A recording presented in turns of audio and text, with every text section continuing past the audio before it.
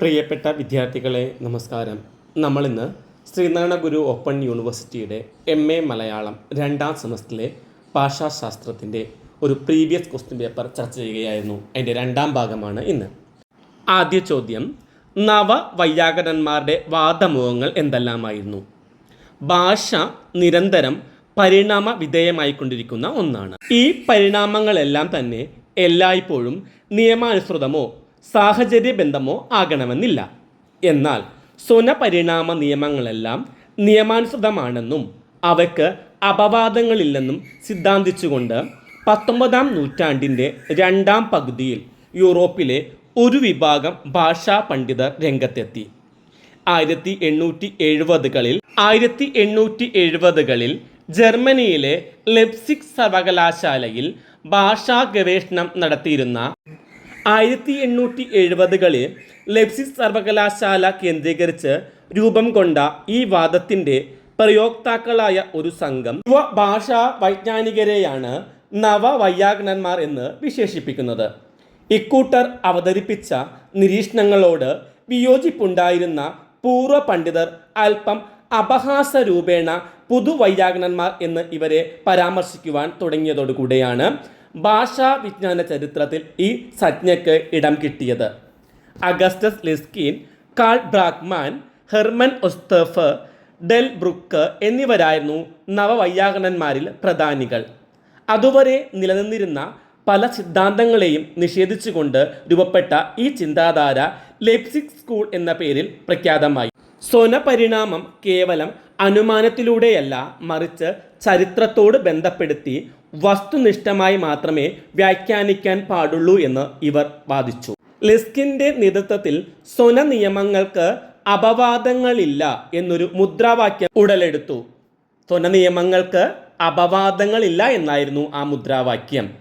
സംസ്കൃതം, Greek എന്നീ ഭാഷകളിലെ സാധ്യതാവാചി, അനുജ്ഞായകം എന്നീ പ്രകാരങ്ങളെ ആധികാരികമായി പഠിച്ച് 5 വാല്യങ്ങളായി ഒരു സമഗ്ര താരതമ്യ വ്യാകരണം ഡെൽ ബ്രുക്ക് രചിച്ചു.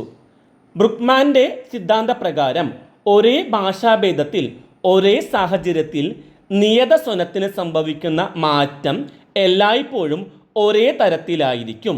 ഇത്തരത്തിൽ വർണ്ണവികാരങ്ങളുടെ സുനിശ്ചിതത്വത്തിൽ ഊന്നിയ പഠനങ്ങൾ താരതമ്യ ചരിത്രാത്മക പഠനങ്ങളെ ഏകോപിപ്പിച്ചു. ജീവശാസ്ത്രജ്ഞന്മാർ ജൈവിക പ്രതിഭാസങ്ങളുടെ വളർച്ചയെ പഠനവിധേയമാക്കുന്നത് പോലെ ഭാഷയെ വിശകലനം ചെയ്യണമെന്ന് ഇക്കൂട്ടർ വാദിച്ചു. ഭാഷ സമൂഹ മനസ്സിൻ്റെ ഉൽപ്പന്നമായ ഒരു അമൂർത്ത സത്ത മാത്രമാണെന്ന് ഇവർ വിശ്വസിച്ചു. നിരീക്ഷണ വിധേയമായ തന്മൊഴി അല്ലെങ്കിൽ വ്യക്തിഭാഷയ്ക്ക് പ്രാധാന്യം നൽകിയ നവവൈയാകരണന്മാർ കാലക്രമത്തിൽ ഭാഷയ്ക്ക് സംഭവിക്കുന്ന മാറ്റത്തിൻ്റെ സൂക്ഷ്മ വിശകലനത്തെ ഭാഷാ പഠനത്തിൻ്റെ മുഖ്യ ലക്ഷ്യമായി കണ്ടു. സ്വനതലത്തിനാണ് ഇവർ പരമപ്രാധാന്യം നൽകിയത്. സ്വന പരിണാമ നിയമങ്ങളിൽ പറയപ്പെടുന്ന അപവാദങ്ങൾക്ക് സദൃശതാനിഷ്ഠമായ നിയമങ്ങളിലൂടെ സമാധാനം കണ്ടെത്താൻ അവർ ശ്രമിക്കുകയും ചെയ്തു. ഘടനാ വ്യാകരണത്തിൻ്റെ വിത്തുകൾ പാകിയ സെസ്യൂറിൻ്റെ ഗുരുസ്ഥാനീയരായി ഇവരെ കണക്കാക്കുന്നു. 2ാമത്തെ ചോദ്യം, ഭാഷാ പരിണാമ ഹേതുക്കൾ വിശദീകരിക്കുക. ഭാഷയ്ക്കുണ്ടാവുന്ന മാറ്റങ്ങൾ നിയമാനുസൃതമല്ല. ഭാഷ മാറ്റത്തിന് വിധേയമാകുന്ന കാരണമായ സാഹചര്യങ്ങളെ ഭാഷാ പരിണാമ ഹേതുക്കൾ എന്ന് പറയാം. അവ പ്രധാനമായും 6 പ്രയത്നലാഘവം, സമീപ സ്വനങ്ങളുടെ സ്വാധീനം, സവർണനം, ആദാനം, സദൃശ വിഭ്രമം, ഘടനാ സമ്മർദ്ദം എന്നിവയാണ്. പ്രയത്നലാഘവം ഉച്ചാരണത്തിലെ അനായാസത അടിസ്ഥാനമാക്കിയ മാറ്റമാണ്. ഉജിർ എന്നത് ഉയറാകുന്നത് ഉദാഹരണം. 2ാമത്തേത് സമീപ സ്വനങ്ങളുടെ സ്വാധീനം. വേഗത്തിൽ സംസാരിക്കുന്ന അവസരത്തിൽ തൊട്ടടുത്തുള്ള സ്വനങ്ങൾ പരസ്പരം സ്വാധീനം ചെലുത്താറുണ്ട്. മലയാളം, തമിഴ് ഭാഷകളിലെ വാമൊഴിയിൽ ഇത്തരം പരിണാമങ്ങൾ ധാരാളമായി കാണാനാകും. ഇല ഇലയാകുന്നത്, പുക പുകയാകുന്നത്, കിളവൻ കിളവനാകുന്നത്, ഉണർന്നു ഉണർന്നുവാകുന്നത്. ഉച്ചാരണ വേഗത്തിൽ സ്വനങ്ങൾ മാറുന്ന രീതിയാണ് ഇത്. 3ാമത്തേത് സവർണനം. വർണ്ണങ്ങൾ തമ്മിൽ കൂടിച്ചേരുമ്പോൾ സ്വനങ്ങൾക്ക് സംഭവിക്കുന്ന മാറ്റമാണിത്. ഉദാഹരണം, കേൾ അധികം തു കേട്ടു. മരം അധികം കൾ മരങ്ങൾ. നാലാമത്തേത് ആദാനം. സമ്പർക്കത്തിൽ ഏർപ്പെടുന്ന ഭാഷകൾ തമ്മിൽ കൊടുക്കൽ വാങ്ങലുകൾ നടത്താറുണ്ട്.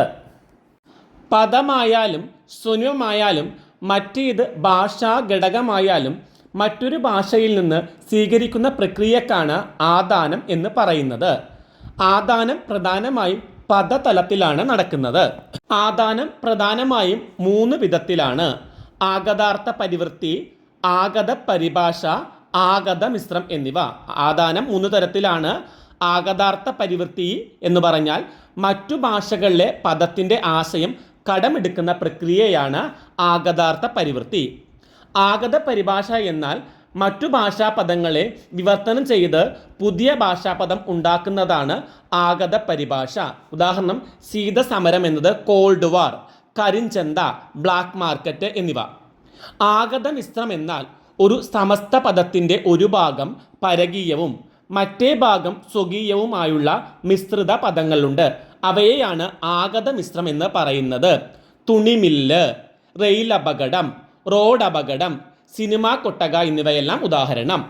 പരിണാമ ഹേതുക്കളിൽ 5-ാമത്തേതാണ് സദൃശ സൃഷ്ടി. സദൃശ കൽപ്പനയിലൂടെ ഉണ്ടാകുന്ന പദങ്ങളാണിവ. രൂപിമം, പദം എന്നീ തലങ്ങളിൽ മറ്റു രൂപങ്ങളുമായുള്ള സാദൃശ്യം കാരണം നിലവിലുള്ള രൂപങ്ങൾക്ക് സമാനമായി പുതിയ രൂപങ്ങൾ ഉണ്ടാകുന്നതാണിത്. ഉദാഹരണമായി, ഒരുത്തി എന്ന രൂപത്തിന് സദൃശമായി ഒരുത്തൻ എന്ന രൂപം ഭാഷയിൽ രൂപപ്പെട്ടത്. 6 ഘടനാ സമ്മർദ്ദം. ഭാഷാഘടനക്കുണ്ടാവുന്ന സമ്മർദ്ദം മൂലം വരുന്ന രൂപമാറ്റങ്ങളാണിവ. ഉദാഹരണമായി, പദാദിയിൽ രാ, ല എന്നിവയുള്ള രൂപങ്ങൾ പഴന്തമിഴിൽ ഇല്ല. അതുകൊണ്ട് തന്നെ പഴയ പരകീയ രൂപങ്ങളിൽ ആദ്യ സ്വരം ചേർത്തിരുന്നു. രാമൻ ഇരാമനാകുന്നു, രാജൻ അരജൻ, ലോകം ഉലകം എന്നിങ്ങനെ. എന്നാൽ സംഖ്യാവാചിയായ ഇരണ്ട് എന്നതിൽ ഭാഷയിൽ 2ആയി മാറിയിട്ടുണ്ട്. പക്ഷേ 20, ഇരട്ട, ഇരട്ടി എന്നിവയെല്ലാം ആ പഴയ ഘടനയിൽ തന്നെ നിലനിൽക്കുന്നു. 3-ാമത്തെ ചോദ്യം നോക്കാം. ഇൻഡോ യൂറോപ്യൻ ഗോത്രം വിശദമാക്കുക. ഭാഷാഗോത്രങ്ങളിൽ വെച്ച് ഏറ്റവും പ്രധാനപ്പെട്ട ഗോത്രമാണ് ഇൻഡോ യൂറോപ്യൻ ഗോത്രം. ഇൻഡോ യൂറോപ്യൻ എന്ന പദം ആദ്യമായി അവതരിപ്പിച്ചത് തോമസ് യങ് ആണ്. ഇന്ത്യയിലെയും യൂറോപ്പിലെയും വ്യവഹാര ഭാഷ അഥവാ സംസാര ഭാഷയാണ് ഈ ഗോത്രത്തിൽ ഉൾപ്പെടുന്നത്. English, French, German, Spanish, Italian, Greek, Russian, Armenian, Persian തുടങ്ങിയ വൈദേശിക ഭാഷകളും ഹിന്ദി, മറാഠി, ഗുജറാത്തി, പഞ്ചാബി, നേപ്പാളി, ബംഗാളി തുടങ്ങിയ നവീന ഇന്ത്യൻ ഭാഷകളും സിലോണിൽ പ്രചാരത്തിലുള്ള സിംഹളീസ് ഭാഷയും സംസ്കൃതം, പ്രാകൃതം, പാലി, ക്ലാസിക്കൽ ലാറ്റിൻ, ക്ലാസിക്കൽ ഗ്രീക്ക് എന്നിവയുമാണ് ഇതിൽ ഉൾപ്പെട്ട ഭാഷകൾ.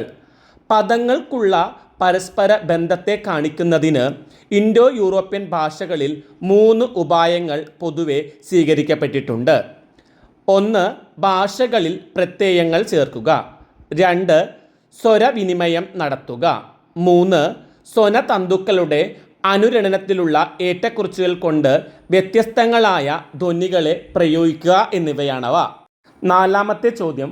വാക്യവിജ്ഞാനീയത്തിലെ പ്രധാന ഘടകങ്ങൾ ഏതെല്ലാം? പദങ്ങൾ വാക്യങ്ങളിൽ എപ്രകാരം ഘടിപ്പിക്കുന്നു എന്നതാണ് വാക്യവിജ്ഞാനീയത്തിൽ അന്വേഷിക്കുന്നത്. വക്താവിൻ്റെ മനസ്സിലെ വിവിധ ആശയങ്ങളുടെയോ ആശയസംഘാതങ്ങളുടെയോ സംയോഗത്തിൻ്റെ ഭാഷീയ പ്രതീകം എന്നും വ്യാകരണ തലത്തിലെ ഘടനാപരമായ പ്രസ്താവത്തിൻ്റെ ഉച്ചത സീമ എന്നും ഭാഷാശാസ്ത്രത്തിൽ വാക്യത്തിന് വിവിധ നിർവചനങ്ങളുണ്ട്. വാക്യത്തെ 3ആയി തിരിക്കാം: ലഘുവാക്യം, സംയുക്തവാക്യം, സങ്കീർണവാക്യം എന്നിങ്ങനെ. ഭാഷാശാസ്ത്രത്തിലെ വാക്യവിചാരം പ്രധാനമായും ചോംസ്കിയുമായി ബന്ധപ്പെട്ടിരിക്കുന്നു. വാക്യം എന്നാൽ ആശയപൂർത്തിയുള്ള പദസംഘാതം എന്നു പറയാം. ആധുനിക ഭാഷാശാസ്ത്രത്തിൻ്റെ ആദ്യഘട്ടത്തിൽ വാക്യ അപഗ്രഥനത്തിന് ഘടനാപരമായ രീതിയാണ് അവലംബിച്ചത്. ആ രീതി അനുസരിച്ച് വാക്യാപഗ്രഥനം നടത്തിയിരുന്ന ഈ അപഗ്രഥന രീതി വാക്യങ്ങളെ പടിപടിയായി പിരിച്ച് പരിശോധിക്കുന്നു. ആഖ്യ, ആഖ്യാതം, ആഖ്യാതത്തിൻ്റെ വിശേഷണങ്ങൾ, ഇങ്ങനെ പിരിച്ചാണ് ഈ രീതി മുന്നോട്ട് പോകുന്നത്. സരളവാക്യങ്ങളും സങ്കീർണവാക്യങ്ങളും ഈ തരത്തിലുള്ള വിശകലനത്തിന് വിധേയമാക്കും. അമേരിക്കൻ ഭാഷാശാസ്ത്രജ്ഞനായ നോം ചോംസ്കി അവതരിപ്പിച്ച സിദ്ധാന്തമാണ് രചനാന്തരണ പ്രജനക വ്യാകരണം. പദസംഹിത രചനാ വ്യാകരണം, രചനാന്തര വ്യാകരണം എന്നീ 2 വ്യാകരണ മാതൃകകൾ ഇതിലുണ്ട്. ഒന്നുകൂടി പറയാം. പദസംഹിത രചനാ വ്യാകരണം, രചനാന്തരണ വ്യാകരണം എന്ന് 2 വ്യാകരണ മാതൃകകളാണ് ഇതിലുള്ളത്. വാക്യങ്ങളുടെ എല്ലാം ആത്യന്തിക ഘടകങ്ങൾ രൂപിമങ്ങളാണ്. വാക്യങ്ങളുടെ എല്ലാം ആത്യന്തികമായ ഘടകങ്ങൾ രൂപിമങ്ങളാണ്. ഒരു വാക്യത്തെ രൂപിമങ്ങളായി മാത്രം വിഭജിച്ചാൽ അർത്ഥം ശരിയായി മനസ്സിലാക്കാനാവില്ല. അതുകൊണ്ട് വാക്യങ്ങളെ സന്നിഹിത ഘടകങ്ങളായി വിഭജിക്കുന്നു. ചെറിയ കുട്ടി വേഗം ഓടും. ഇതിൽ ആദ്യത്തേത് ചെറിയ കുട്ടി ആഖ്യയും രണ്ടാമത്തേത് വേഗമോടുമെന്നത് ആഖ്യാതവുമാണ്. ഇങ്ങനെ ആത്യന്തിക ഘടനകൾ സിദ്ധിക്കുവോളം അപഗ്രഥനം തുടരുന്നതാണ്. ഫ്രേസ് സ്ട്രക്ചർ ഗ്രാമർ അഥവാ PSG. ഈ NP+VP=S ഈ 7 നിയമങ്ങളിലൂടെ 16 വാക്യങ്ങൾ ജനിപ്പിക്കാൻ കഴിയും. ഒരു ഭാഷയിലെ എല്ലാ വാക്യങ്ങളെയും വിവരിക്കാൻ PS നിയമങ്ങൾക്ക് കഴിയില്ലെങ്കിൽ മൂലവാക്യ നിർമ്മിതി PS വ്യാകരണത്തിന് സാധിക്കും. മൂലവാക്യ രചനയാണ് പദസംഹിത രചന. ഭാഷയിൽ പ്രയോഗിക്കാൻ സാധ്യതയുള്ള എല്ലാ വാക്യങ്ങൾക്കും ആധാരമായി വർത്തിക്കുന്ന മൗലിക വാക്യമാണ് മൂലവാക്യം. ഭാഷയിൽ പ്രയോഗിക്കാൻ സാധ്യതയുള്ള എല്ലാ വാക്യങ്ങൾക്കും ആധാരമായി വർത്തിക്കുന്ന മൗലികമായ വാക്യത്തിനെയാണ് മൂലവാക്യം എന്ന് പറയുന്നത്. അല്ലെങ്കിൽ ഇതിന് ആധാരവാക്യം എന്നും വിളിക്കാം. ഇതിൻ്റെ രചനാന്തരണമാണ് മറ്റെല്ലാ വാക്യങ്ങളും. ഈ രൂപാന്തരണ പ്രക്രിയ ഏതാനും നിയമങ്ങൾ കൊണ്ട് ഭാഷാശാസ്ത്രജ്ഞന് വ്യാഖ്യാനിക്കാൻ കഴിയും. വിവരണ സാധ്യതയുള്ള എല്ലാ വാക്യങ്ങൾക്കും വിശദീകരണം നൽകാൻ വ്യാകരണത്തിന് കഴിയണം. എങ്ങനെ പല ഘടനകളോട് കൂടിയ വാക്യങ്ങൾ ഉൽപ്പാദിപ്പിക്കാൻ കഴിയുന്നു എന്ന് കാണിച്ചാൽ മാത്രമേ വ്യാകരണം കൊണ്ട് കാര്യമുള്ളൂ. ആധാര വ്യവസ്ഥകളിൽ നിന്ന് ഭാഷാ പ്രയോഗങ്ങളെ സംജനിപ്പിക്കുന്നത് എങ്ങനെ എന്ന രീതി സ്വീകരിച്ചത് കൊണ്ടാണ് ഈ രീതിയെ പ്രജനക വ്യാകരണം എന്ന് വിളിക്കുന്നത്. ഒരു അടിസ്ഥാന വാക്യത്തിൽ ഒരേ ആശയം ഒന്നിലധികം തരത്തിൽ ആവിഷ്കരിക്കാൻ ഏതു ഭാഷയ്ക്കും കഴിയും. ഞാൻ ഓടി വന്നു എന്ന വാക്യത്തിലെ ആശയം തന്നെയാണ് ഞാൻ ഓടിയാണ് വന്നത്, ഓടി വന്നതാണ് ഞാൻ, ഓടിയാണ് ഞാൻ വന്നത് എന്നിവയിൽ അല്പമായ അർത്ഥഭേദത്തോടെ ആവിഷ്കരിക്കപ്പെടുന്നത്. ആദ്യത്തേതിൻ്റെ രചനാന്തരണങ്ങളാണ് പിന്നീട് പറഞ്ഞ 3 ആന്തരരചനയിൽ നിന്നാണ് ബാഹ്യഘടന ഉണ്ടാകുന്നത്. ഇത്തരം പരിവർത്തനത്തിൻ്റെ വ്യവസ്ഥാപനമാണ് രചനാന്തരണ വ്യാകരണം. ഭാഷയുടെ വാക്യാപഗ്രഥന രീതികൾ വികസ്വരമായിക്കൊണ്ടിരിക്കുന്നു. അതനുസരിച്ചുള്ള പുതിയ മേഖലകളിലേക്ക് പഠനം മാറിക്കൊണ്ടിരിക്കുന്നു. ഭാഷയ്ക്ക് 2 പ്രതലങ്ങളുണ്ട്: ഉപരിതല ഘടനയും ആന്തരതല ഘടനയും. ബാഹ്യതലം അർത്ഥഗ്രഹണത്തിന് സഹായകമായ എല്ലാ ഉപാധികളും ഉൾക്കൊണ്ടതായിരിക്കുകയില്ല. ആന്തരരചനയിൽ ബാഹ്യരചനയിലേക്കുള്ള പരിവർത്തനമാണ് രചനാന്തരണം എന്നത്. വാക്യാർത്ഥബോധം ആന്തരഘടനയെ ആശ്രയിച്ചാണ് ഉണ്ടാവുക. വാക്യത്തിൽ പദങ്ങൾക്കുള്ള പരസ്പര ബന്ധമാണ് ആന്തരരചനയിൽ മുഖ്യമായും പ്രതിപാദിക്കുന്നത്. വാക്യങ്ങളുടെ ആന്തരഘടന ഒരിക്കലും ദ്വയാർത്ഥമുള്ളതാവരുത്. അതിനാൽ ഒരു വാക്യം എത്ര അർത്ഥങ്ങളെ ജനിപ്പിക്കുന്നുവോ അത്രയും ആന്തരരചനകളും അതിനുണ്ടെന്ന് കരുതേണ്ടിയിരിക്കും. ഒരു ഉദാഹരണം നോക്കാം. കമ്മിറ്റിയുടെ നിയമനം ജനങ്ങളെ അത്ഭുതപ്പെടുത്തി. ബാഹ്യഘടനയിലാണ് പറയുന്നത്. ആദ്യം വാക്യത്തെ നമ്മൾ 2ആയി പിരിക്കുന്നു: നാമപദസംഹിത, ക്രിയാപദസംഹിത. നാമപദസംഹിത എന്നാൽ NP, ക്രിയാപദസംഹിത VP. കമ്മിറ്റിയുടെ നിയമനം, കമ്മിറ്റി എന്നത് നമുക്ക് കമ്മിറ്റി, ഉടെ, നിയമനം എന്നിങ്ങനെ 3ആയി തിരിക്കാം. ഇനി ക്രിയാപദ സംഹിതയിൽ ജനങ്ങളെ അത്ഭുതപ്പെടുത്തി, അവിടെ ജനങ്ങൾ എ, അത്ഭുതപ്പെടുത്ത് ഇ. ഈ ജനങ്ങളെ തന്നെ നമുക്ക് രണ്ടായി തിരിക്കാം, ജനം, കൾ എന്നിങ്ങനെ. ടെക്സ്റ്റ് ബുക്ക് പേജ് നമ്പർ 143 നോക്കിയാൽ അത് മനസ്സിലാവും നിങ്ങൾക്ക്. കഴിഞ്ഞ പരീക്ഷയിൽ ഇതൊരു ഒരു പേജ് ഉത്തരം എഴുതാനുള്ള ചോദ്യമായിട്ടാണ് ചോദിച്ചിരുന്നത്. ഉപന്യാസ ചോദ്യമായിട്ട് ചോദിക്കാൻ സാധ്യതയുള്ളതിനാലാണ് ഞാൻ കുറച്ചും കൂടി വിശദീകരിച്ച് ഉത്തരം പറഞ്ഞത്. ആവശ്യമുള്ള പോയിന്റുകൾ എല്ലാവരും ഒന്ന് പഠിച്ചു വെക്കണം. ഏറ്റവും സാധ്യത കൂടുതലുള്ള ചോദ്യങ്ങളിൽ ഒന്നാണ് ചോംസ്കിയൻ വ്യാകരണം എന്നത്. അഞ്ചാമത്തെ ചോദ്യം, ഘടനാത്മക ഭാഷാശാസ്ത്രത്തിൻ്റെ അപഗ്രഥന രീതികൾ വിലയിരുത്തുക. ഘടനാത്മക ഭാഷാശാസ്ത്രത്തിന് 4 അപഗ്രഥന രീതികളാണ് ഉള്ളത്. 1 ഏകകാലികം, 2 ബഹുകാലികം, 3 താരതമ്യാത്മകം, 4 വ്യതിരേകാത്മകം. ഏകകാലികം ഏതെങ്കിലും ഒരു കാലഘട്ടത്തിലെ ഭാഷയെ വസ്തുനിഷ്ഠമായി അപഗ്രഥിക്കുന്നതാണ് ഏകകാലിക പഠനം. നിശ്ചിത കാലത്തെ വാമൊഴി ഭേദങ്ങളെയോ കൃതികളിലെ ഭാഷയെയോ ആസ്പദമാക്കി പഠനം നടത്താം. ആധുനിക ഭാഷാശാസ്ത്രത്തിൻ്റെ ആരംഭഘട്ടത്തിൽ ഈ തരത്തിലുള്ള അപഗ്രഥനത്തിനാണ് ഊന്നൽ കൊടുത്തിരുന്നത്. വസ്തുതകൾ വിവരിക്കുക, ഘടനയെ വ്യക്തമാക്കുക എന്ന അർത്ഥത്തിൽ ഏകകാലിക പഠനങ്ങൾക്ക് സാമാന്യമായി അവലംബിക്കുന്ന സമീപന രീതിയെ വിവരണ. ബഹുകാലികം ദീർഘമായ കാലയളവിൽ സംഭവിക്കുന്ന ഭാഷാ പരിണാമത്തിൻ്റെ അപഗ്രഥനമാണ് ബഹുകാലിക ഭാഷാശാസ്ത്രം.